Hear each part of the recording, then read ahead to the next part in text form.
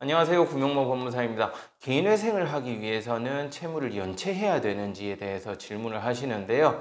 이 개인회생을 신청하는 데는 연체와는 전혀 관련이 없습니다. 따라서 채무 연체를 오히려 하기 전에 개인회생을 신청하는 것이 좋은데요. 이 채무 연체를 해야만 신청할 수 있는 제도는 개인 워크아웃이에요. 개인 워크아웃의 경우에는 3개월 이상 연체를 해야만 신청을 할 수 있거든요. 그리고 프리 워크아웃의 경우에는 1개월 이상 연체를 해야 합니다. 따라서 이 워크아웃을 신청하는 것이 아니고 개인회생을 신청할 때는 연체와는 전혀 관련이 없고요.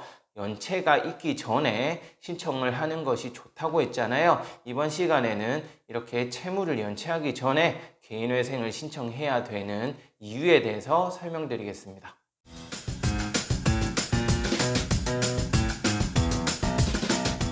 우선 연체를 하게 되면 채무 독촉에 시달릴 수밖에 없는데요. 채권자는 전화로 독촉을 하는 것뿐만 아니라 집이나 직장을 찾아와서 독촉을 할 수도 있습니다.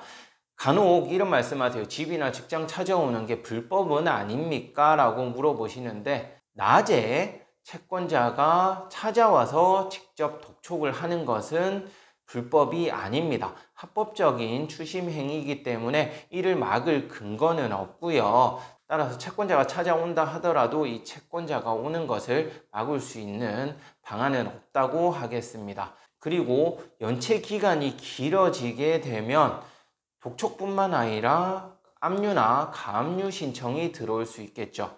독촉만 있으면 사실 큰 문제가 없어요. 그런데 이 압류, 가압류가 이루어지게 되면 상당한 불편함을 겪을 수 있습니다. 예를 들어 설명드릴게요.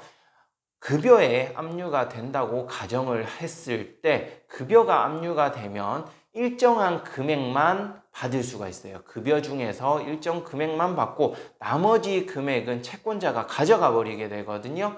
그 상태에서 개인회생을 한다고 했을 때는 개인회생을 한다 하더라도 그 압류가 바로 해제되는 것은 아니에요. 따라서 개인회생을 하는 몇 개월의 기간 동안 여전히 급여는 압류된 상태를 유지한다는 거죠. 다만 개인회생을 그래도 빨리 해야 되는 이유는 압류 상태를 그대로 방치할 경우에는 압류된 금액이 채권자에게 계속 빠져나가게 되지만 개인회생을 신청하면서 압류의 중지명령을 신청하게 되면 그 압류의 효력이 중단이 되는 그러한 효과를 볼 수 있습니다. 이 압류 효력의 중단이라 하면 말 그대로 해제가 되는 것은 아니고요.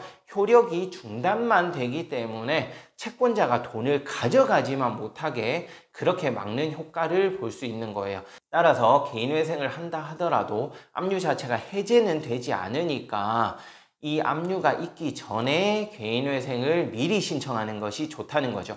왜냐하면 개인회생을 미리 신청해서 금지명령을 발령받으면 급여의 압류가 들어올 수 없도록 그렇게 막는 효과가 있거든요. 따라서 개인회생은 연체가 되기 전에 미리 신청을 해서 금지명령을 받아두면 압류 등의 우려에서 벗어날 수 있다는 장점이 있습니다. 그리고 만약에 압류가 이미 이루어졌다면 빠른 시일 내에 개인회생을 신청하고 그 압류의 중지명령을 신청을 하는 것이 중요하겠습니다. 그렇다면 이 압류의 효력은 언제 해제가 되느냐? 제가 이전 영상에서도 설명드린 적이 있는데요. 개인회생의 인가결정을 받아야 이 압류의 효력을 해제를 할 수 있어요.